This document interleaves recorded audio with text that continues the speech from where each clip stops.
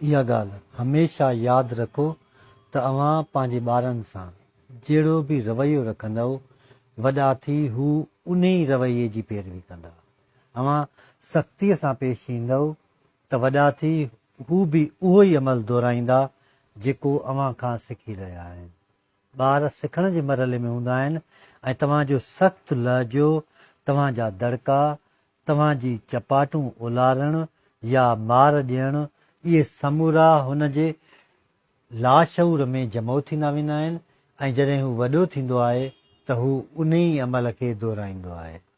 जेकॾहिं हू उन अमल खे दोहराए न बि सघे ऐं हू कंफ्यूज़ थी वियो त ज़िंदगीअ में हू कॾहिं बि पंहिंजी ॻाल्हि कंहिंजे आॾो न रखी सघंदो।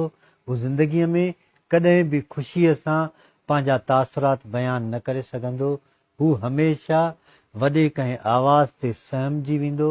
हू कंहिं दड़के ते सफ़ा मायूस थी वेंदो ऐं उहो सिर्फ़ु ऐं सिर्फ़ु अव्हां जी ग़लतीअ जे करे ई हूंदो आहे। पंहिंजे नंढनि जो जेकॾहिं तव्हां ख़्यालु रखणु चाहियो था त किथे लिखियलु आहे त तव्हां उन्हनि सां रियूड पेश अचो।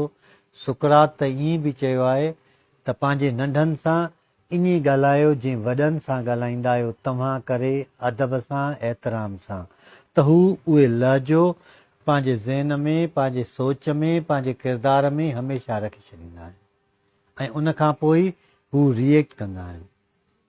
तव्हांजो अंदाज़ जेकॾहिं सख़्तु आहे त यादि रखो त उन जो असरु तव्हांजी शख़्सियत ते ज़रूरु पवंदो आहे।